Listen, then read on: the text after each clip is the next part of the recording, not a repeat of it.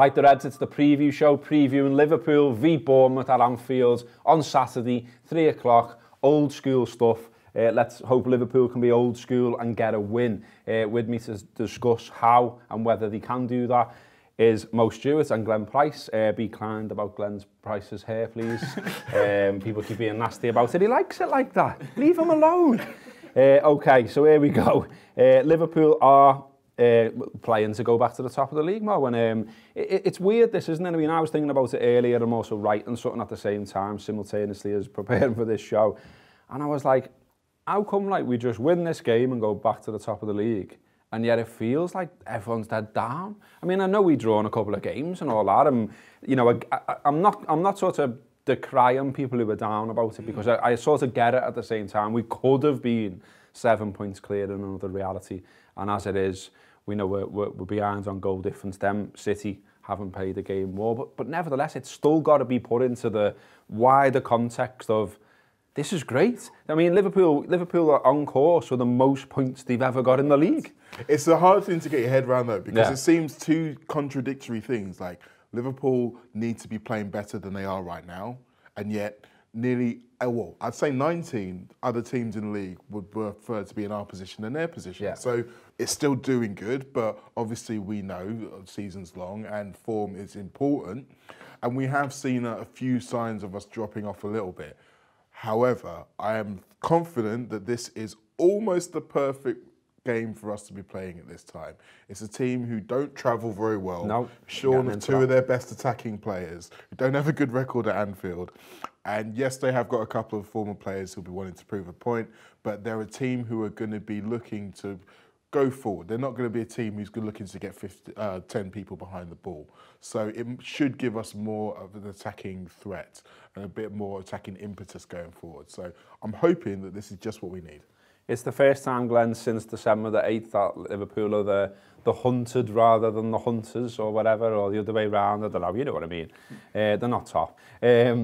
But as we're saying here, you know, Liverpool have got, well, they've got a fantastic record at Anfield as well. 33 games now unbeaten, 123 drawn, 10 all in the league, those games. We should still be really confident about this, shouldn't we? I mean, you know, the odds from the bookies suggest we should be as well. 17-1 for Bournemouth to get a win at Anfield. The Reds are 9-2 on, 13-2 for the draw. Everything does point towards, you know, it should be okay. But equally, I guess, to the two games we just drawn, you probably could have said similar there. In terms of the record, which Mo mentions as well, we've only played them 14 times ever in the history of the two clubs. Liverpool have won 10. There's 3 draws and there's 1 defeat, which is the mad one down at their place, which I was at and wasn't great. So they've never won at Anfield. These things do matter, I think. I always ask people whether they do, but I think they do. They feed into it psychologically, don't they? Eddie Howe as well generally seems to play quite openly against Liverpool. And like the recent results, obviously we were down there in December, beat them 4-0. Before that, we beat them 3-0 in April. The December before, we beat them 4-0. So in general, we've done quite well against Bournemouth. Yeah, and I mean, even though the record at Anfield isn't great, I think what's, you know, can be most encouraging for Liverpool is that Bournemouth are awful on the road this season. They've lost the last 7 league games away from home, 9-12 this season. They haven't got David Brooks playing, who's a really bright player, been linked with Chelsea and Tottenham. He's out injured for, I think it was celebrating a goal. He managed to injure himself. So see the lad who looks about 10? Yeah. They've also got Artur Boruc in goal as well. Begovic has been dropped, so you know there's a backup goalie in there. You know how good he is remains to be seen. I think that'll be encouraging for the strikers. Yeah, I know there was a lot of fallout from that West Ham game, and I think people have taken a lot of solace in what Robertson and Milner said afterwards in the mix zone. And just to provide a bit of context to that, they don't have to do those interviews they're not contractual or TV ones. They've deliberately stopped to reporters who are asking, "Oh, can you spare us 2 minutes or whatever?" And they've given a defiant message about.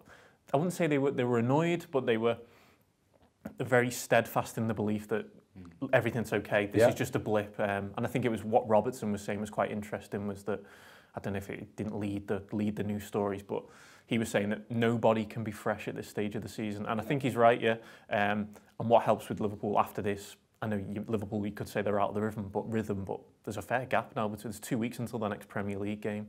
After this Bournemouth game, you've obviously got the Bayern Munich tie, but I think we've seen this Liverpool team in the past, one, make the most of breaks in the long term for the rest of the season, and respond well to blows. I know they haven't been defeat necessarily these 2 draws, but they sort of have felt like them, and you do get the impression that the players just can't wait to put it right. And to put it further into context as well, that these last 2 performances that are causing some concern. Not only was it sort of patched up sides, but even people who were in the side were actually ill, weren't they? So, you know, Milner was ill, wasn't he? I think Van Dijk at some point has been struggling as well. So, you know, he's right to say that, isn't he, about the idea that no one sort of, or very few people will be 100% fit at this time of the season. I seen Guardiola talking after the Everton game, and he looked a little bit of a relieved man about that game because, you know, I know people have gone mad about Everton doing this, that and the other. I thought Everton had a go, and, you know, City scored the end of each half, and it wasn't easy for them. Right. They weren't fluid, they weren't brilliant or anything like that. You weren't watching them going, oh my God, they're so much better than us. You were just like, yeah, they've just got the job done. They did enough to get the job done, and we've had performances like that over the course of the season. But Guardiola says, he says it's a lesson in keeping on going in the fact that they've ended up top again. But then he also said, literally the sentence after, we will drop points. Oh yeah, I don't think anyone who's involved at the management level believes that this has been some kind of seismic shift that will forever put Manchester City on top and Liverpool in second. There's still so much to go. I mean, obviously there's still Spurs to factor in to all that. But in terms of the kind of the freshness of the players and that the season, you're 100% right. No one can expect to be exactly at their peak at this point in the season. That's why the break that we had in Dubai is really interesting to me, because Kev Walsh actually came out with something really clever on Talking Reds the other day. I know, seriously, he did. But he said it was kind of like surprised it was the second pre-season, that trip to Dubai. So the first few games after that, I like the first few games of the season where you are a little bit sluggish, you do feel like you've got a little bit in your legs, but then it kicks in later. And if we look towards the end of next month, the end of this month, February, and on into March and April, where we have that crucial point of the season. If we can be firing then all of this malaise is going to look a lot better in context of that. Yeah, on Bournemouth's record then, I'm made up with these. I keep quoting these because I found it on the internet and ever since it's been made up. This website that I use, I haven't got the address in front of me, soz.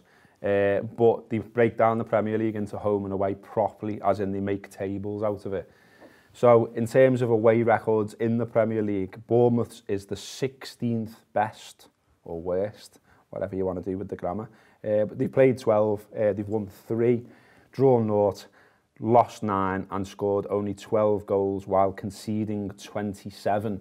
So it doesn't really, well, the facts speak for themselves, as Glenn said before as well. They've lost the last 7 away in the league, conceding at least 2 every time.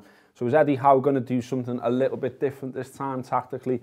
Neil Atkinson has been speaking to Bournemouth fans for the preview shows on the Anfield Apps podcast, which you can subscribe to at theanfieldapp.com. He's got that little bit of knowledge, that little bit of insight from Bournemouth fans. So he's going to sit here now with the tactics board and explain to you how Eddie Howe might try to stop Liverpool on Saturday. Eddie Howe's Bournemouth are a difficult side to predict in terms of setup for this game. If we were Cardiff rather than Liverpool, I'd very confidently say they'll come and they'll play 4-4-2. It's what they did last week when they were beaten 2-0 by Cardiff. They went with a 4-4-2 with King and Solanke up top. They had in the middle Gosling and Cernam. They had the wide lads out there and they played a back 4. They've also got a number of injuries at the minute. Brooks is out. Klein can't play against us. Lewis Cook is out. Also Simon Francis is out. Pugh is out. Callum Wilson is out. Lerma was coming back to fitness last weekend and got 20 minutes off the bench. He's been really important for them this season.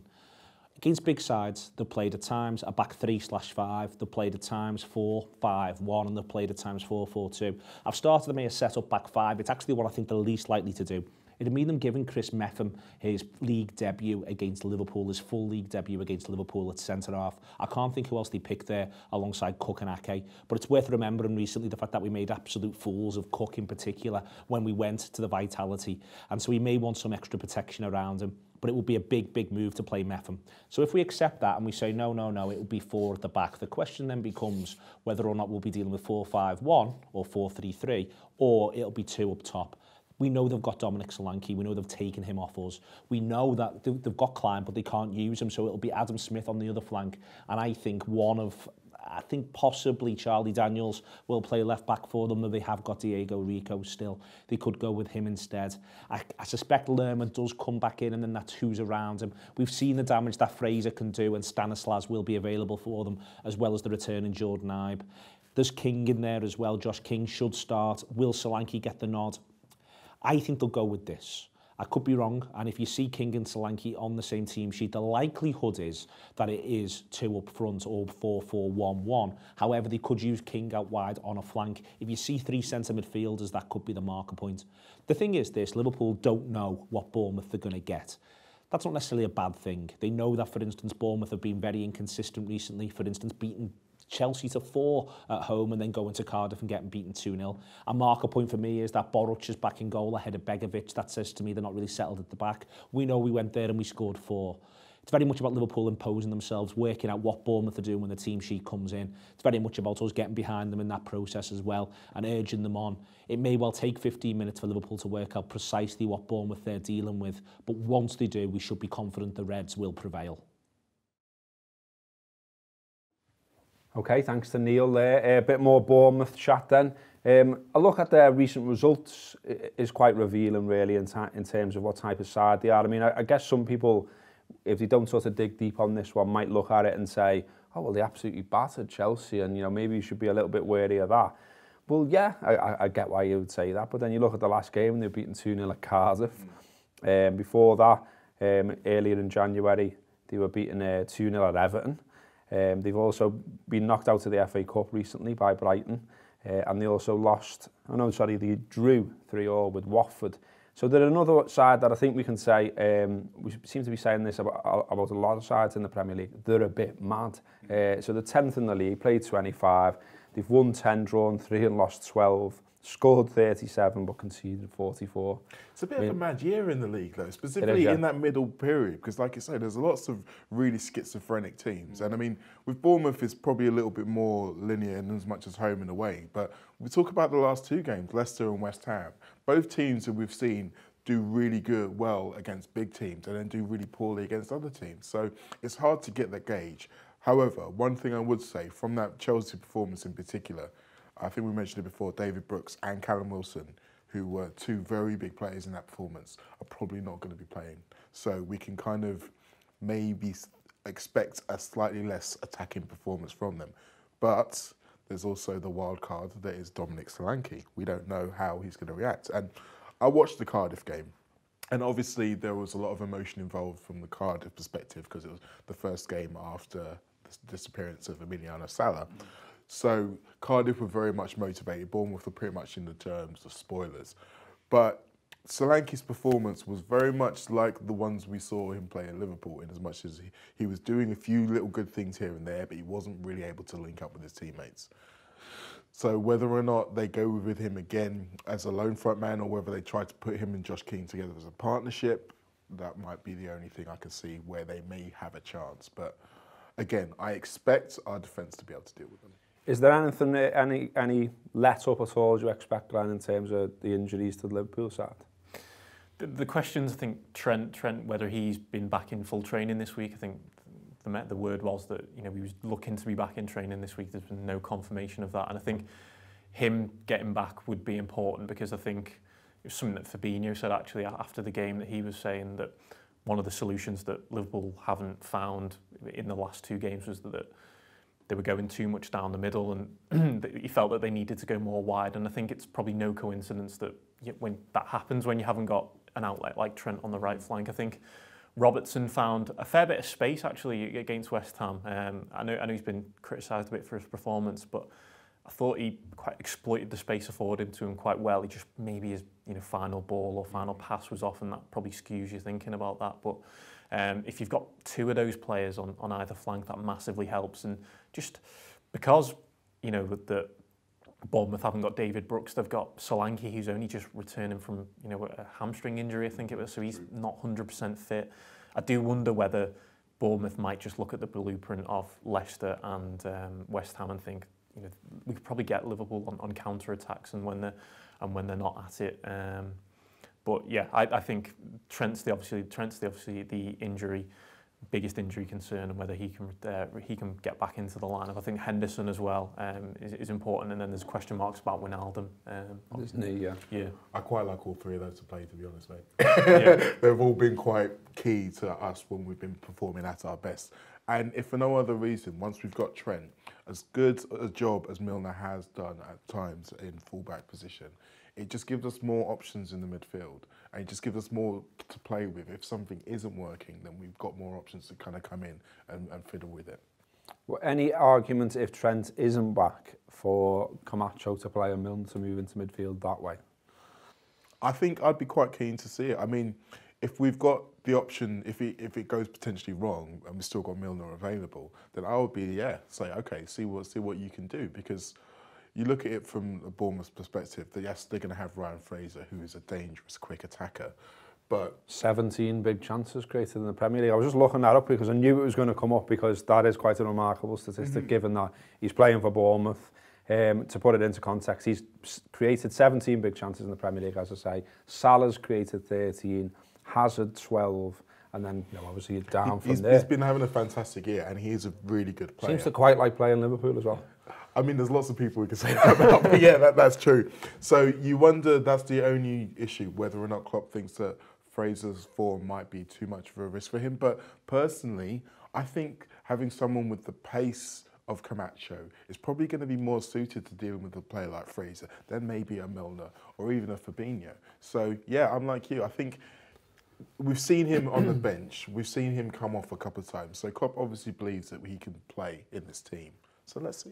I think the Camacho question comes down to where Salah plays, if I'm honest. I think the last two games he's been sort of literally on, it's been a front three at times, hasn't it? And Salah's been on the right, very obviously on the right, and then cutting inside, which I guess if you're a manager, you'd rather have Milner on that right side if Salah's doing that. But if Salah goes central and Mane moves over, who plays on the right? Sorry.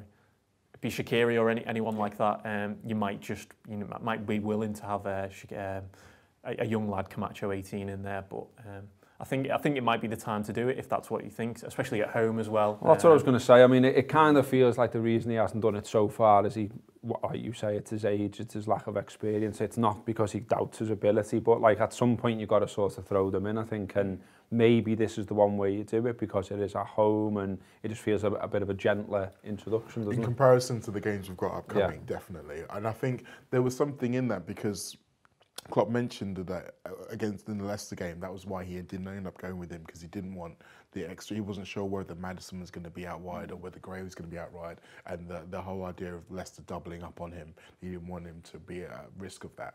I can't see Bournemouth being as attacking to be doubling up down those sides, so I think it probably is going to be more of an option in this game.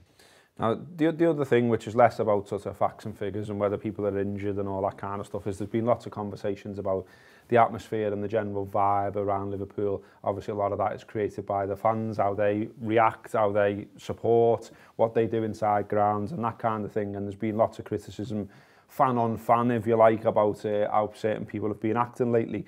Off the back of that, really, the Spying Cop group, Spying Cop 1906 on Twitter, they are, if you don't follow them already, worth a follow. These are lads who they give up a lot of their own time making flags and banners that you'll see on the Cop every match. They give up their own time in terms of, at night time they go and making those flags. I know that at times that the club has opened up the Cop underneath the Cop for them to actually put these banners together. Then, of course, there's the organisation around getting them to the ground, actually them opening up and you being able to see them if you're not in the Cop. Then they've got to go and put them all away again, and they're missing little bits of the match. So these lads, I think is sort of, we can hail them as pretty good fans of Liverpool Football Club because they take this time to make Anfield look good. So they put out, I wouldn't call it a statement as such, but it was just a series of tweets really. But a lot of people have picked up on it, which is a good thing, and hopefully it does have some influence on how Anfield is come 3 o'clock on Saturday. I'll just read it out in case you haven't seen it. So it says, this is one of the best Liverpool sides in recent years, and we should be enjoying every single minute of watching them go for this league title. Sometimes we can get caught up in how much we want this league title and it can lead to nervousness, but we should remember that most of all, we should enjoy watching a Liverpool team who've been brilliant all season. Wherever we are in the ground, unity is strength, and as supporters we have the ability to lift the team when they need it and help to carry them over the line. Let's make sure Anfield is as good as we know it can be. Flags, scarves, rattles, voices, shouting, whistling, hostility, anything we can do to make a difference for the players. On Saturday, let's all get in the ground early, show these players that we're behind them from the warm-up. We've seen the effect this has had in the past on our own players and on the opposition. Let's get in early and enjoy the best Liverpool team in recent years. Sorry, computer fucked up there. There are 7 home league games left, 7 more chances to watch a brilliant young side at Anfield pushing for its first title, 7 league home games to build up and push them through the away games. In early, get behind them, make it matter. The Reds are coming up the hill. Great statement, great sentiments, and also I would just add to that, just bring a happy version of yourself. And what I mean by that is, it doesn't seem that long ago. We were playing Burnley at home and we were struggling a little bit, and that, you know, things weren't going on target and all that. And I thought the atmosphere in the ground ended up being fairly toxic by the time it got to the final whistle. Just people kicking off on players for essentially making the wrong decision and things like that. And now we've seen, as they say in the statement, we've seen over the years that this type of stuff doesn't help, because these are all human beings, and okay, they're paid money and they're professional and all that sort of stuff, but they do hear it.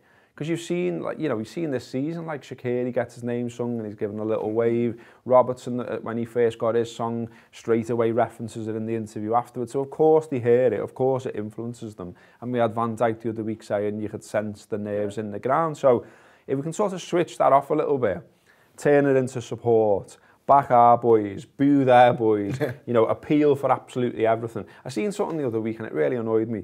Like, I know social media just feels like it is to annoy you at the moment, the way things are. And someone had put up this clip and they'd gone like, you know, look at these Liverpool fans appealing for this, lol. Oh, yeah. And it was like, I think it was when Milner like bailed into Zaha or something like that. And it was obviously a foul. But equally, the crowd is meant to be partisan. You are meant to support and be biased towards your own team. That's how it works. And so the fact that fans were all up going, never a foul, referee, fuck off and all that, good. Yeah, and by the way, the person who made that tweet was probably watching the game on Match of the Day, so already knew it wasn't a foul. And that's the thing when you're in the crowd. Sometimes you just don't know.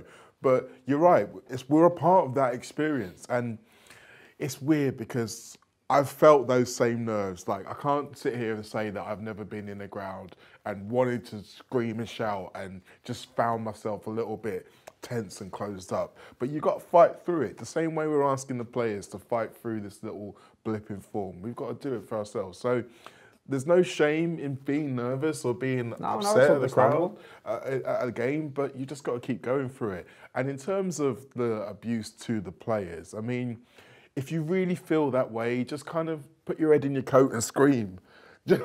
Like you can still feel that way. You just make sure that they don't hear it, because this is the really important thing I think about that kind of abuse.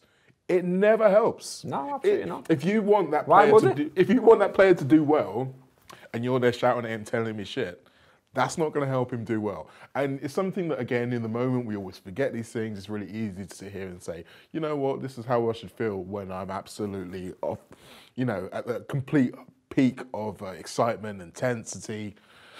But sometimes you do just need to take a breath and remember, like you say, how good we are and how bad it's been in the past. And when you consider what we have been watching previously, I think back to what? I don't even have to think back that far. I think all of us out there, Liverpool fans, can remember a time when watching Liverpool was actually a struggle. Yeah. I mean, the players talk about it as well. They'll never talk about it in public, about how bad an atmosphere was and how toxic it was. But in private, I know for a fact that they do. They definitely do. And to be fair to Liverpool, Anfield's been really good this season for the large part. There's been games where there has been nerves riding on. I think the Napoli game where Liverpool had to win that and it was fairly tense in and around the ground, but the atmosphere was brilliant and really did help the players. So you can channel that nerves into something positive. It doesn't always have to be on the edge of the seat and getting frustrated when things aren't going your way. Well, it does feel like they've kind of built up a trust with the supporters and that.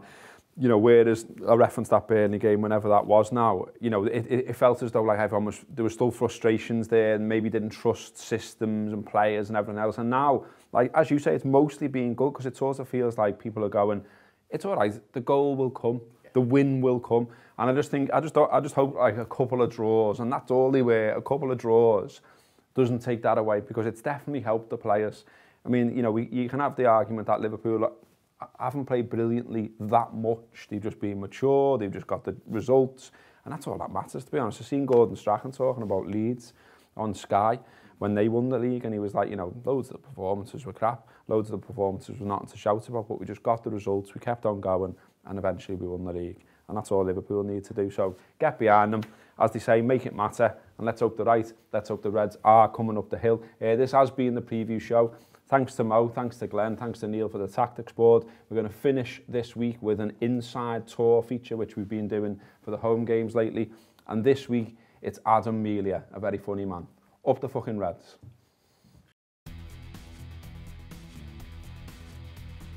My favourite away is Goodison. I like the walkover. That's the best thing about it. It's my favourite fixture of the season away, Everton away. Everton away is. Yeah. So other good ones, still the normal ones really. I don't like Old Trafford, don't like going there. I like Newcastle. Newcastle's a good one. Had a good time at Watford. Watford was good. It's the right distance away. You get to have a good day out. Everton's too close, but yeah, I'll go for Everton. The one that sprang to mind was Torres against United in the 4-1. But Origi this season against Everton takes some beating. I don't like the kit at the moment, it's the wrong red. I suppose it's your kind of what age you were. Like, you know, when I was 14, we had the one with the sort of cricket jumper collar. I can see Fowler and Collymore scoring goals in that, so that was a good one. My first match, my debut was also Ray Parlour's debut. The Romford Pele gave away a pen at the Cop End, which Molby scored, and Houghton made it 2-0 with a chip. And I think it was either December '91 or January '92. It was that season anyway, Souness. The entire of if you gave me the big yearbook of, you know, the collected works of Manchester United, I'd just be pointing at all of them. I never liked Solskjaer, I hated that little twat. He's their manager now. Yeah, I'll say Solskjaer, hate him. I quite often find myself in Everton pubs, don't know why. The Croc. I was in the Croc after the derby. That didn't go well. It's funny because sometimes we're good and the bad players stick out more, I think. So the whole Hodgson era, everybody was bad. So it's sort of unfair to like pick a Konchesky because he was bad, but we were bad. So I will say John Arnorisa. There was a funny moment last season, I think it was, or maybe the season before, when me and Ben, who I sit next to, realised that we could be heard by the players, so we sit quite low down in the lower Kenny, and there's a Burnley player trying to steal yards on a throw-in, rolling the ball along the hoardings, and Ben said, "Leave that ball alone, you." And he looked up and laughed, and he wasn't even really shouting, so we sort of from then on for the next few matches realised that we could actually be heard quite well by the players, and that led to Lee Mason being called Lady Legs when he was within earshot.